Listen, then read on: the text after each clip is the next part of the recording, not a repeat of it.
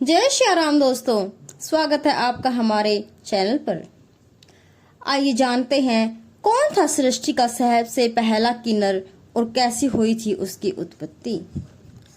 अरावन जो एक देवता है किन्नरों का, जिससे किन्नरों की शादी होती है।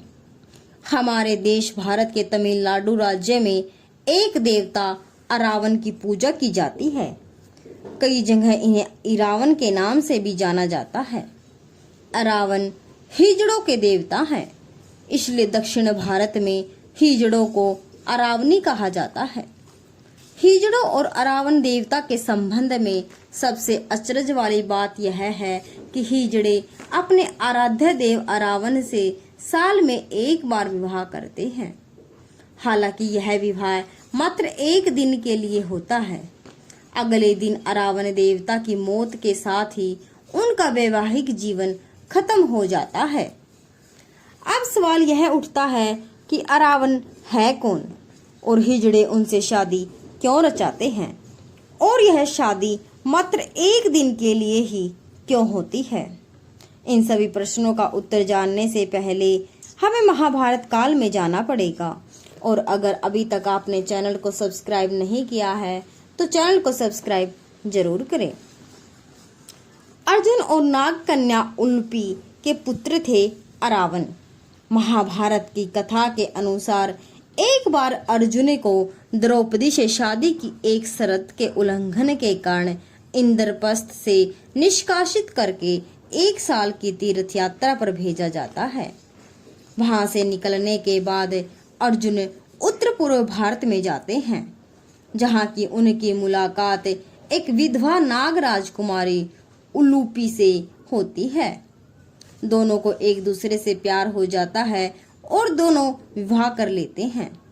विवाह के कुछ समय पश्चात उलूपी एक पुत्र को जन्म देती है, जिसका नाम अरावन रखा जाता है। पुत्र जन्म के पश्चात अर्जुन उन दोनों को वहीं छोड़कर अपनी आगे की यात्रा पर निकल जाता है। अरावन नागलोक में अपनी माँ के साथ ही रहता था। युवा होने पर वो नागलोक छोड़कर अपने पिता के पास आता है। तब कुरुक्षेत्र में महाभारत का युद्ध चल रहा था, इसलिए अर्जुन उसे युद्ध करने के लिए रणभूमि में भेज देता है। महाभारत युद्ध में दी थी अरावन ने स्वयं की बलि। महाभारत युद्ध में एक समय ऐसा आता है जब पांडवों को अपनी जीत के लिए मां काली के चरणों में स्वैच्छिक नर बलि हेतु एक राजकुमार की जरूरत पड़ती है। जब कोई भी राजकुमार आगे नहीं आता तो अरावन खुद को स्वैच्छिक नर बलि हेतु प्रस्तुत करता है, लेकिन वो शर्त रखता है कि वो अविवाहित नहीं मरेगा। इस शर्त के कारण बड़ा संकट उत्पन्न हो जाता है, क्योंकि कोई भी राजा यह जानते हुए कि अगले दिन उसकी बेटी विधवा हो जाएगी, अरावन से अपनी बेटी की शादी करने के लिए तैयार नहीं होगा। जब कोई रास्ता नहीं बचता तो भगवान श्री कृष्ण स्वयं को मोहिनी रूप में बदलकर अरावन से शादी करते हैं। अगले दिन अरावन स्वयं अपने हाथों से अपना शीश मां काली के चरणों में अर्पित करता है।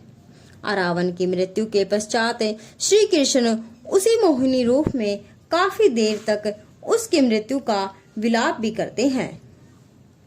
अब चूंकि श्री कृष्ण पुरुष होते हुए स्त्री रूप में अरावन से शादी रचाते हैं, इसलिए किन्नर जो कि स्त्री रूप में पुरुष माने जाते हैं, अरावन से एक रात की शादी रचाते हैं और उन्हें अपना आराध्य देव मानते हैं।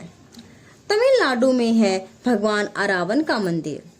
वैसे तो अब तमिलनाडु के कई हिस्सों में भगवान अरावन के मंदिर बन चुके हैं, पर इनका सबसे प्राचीन और मुख्य मंदिर विल्लुपुरम जिले के कुवगम गांव में है, जो कि कोठनवार टेम्पल के नाम से जाना जाता है।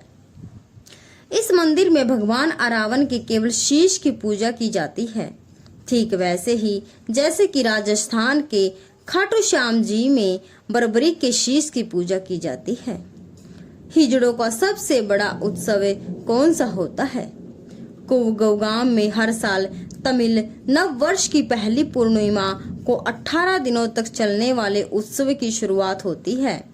इस उत्सव में पूरे भारतवर्ष और आसपास के देशों से किन्नर इकट्ठा होते हैं। पहले 16 दिन मधुर गीतों पर खूब नाच गाना होता है।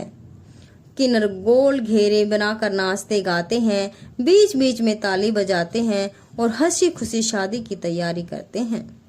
चारों तरफ घंटियों की आवाज, उत्साही लोगों की आवाजें गूंज रही होती है। चारों तरफ के वातावरण को कपूर और चमेली के फूलों की खुशबू महकती है। 17वें दिन पुरोहित द्वारा विशेष पूजा होती है और अरावण देवता को नारियल चढ़ाया जाता है। उसके बाद अरावण देवता के सामने मंदिर के पुरोहित के द्वारा किन्नरों के गले में मंगलसूत्र पहनाया जाता है, जिसे थाली कहा जाता है। फिर अरावण मंदिर में अरावण की मूर्ति से शादी रचाते हैं। अंतिम दिन यानी 18वें दिन सारे गांव में अरावण की प्रतिमा को घुमाया जाता है और फिर उसे तोड़ दिया जाता है।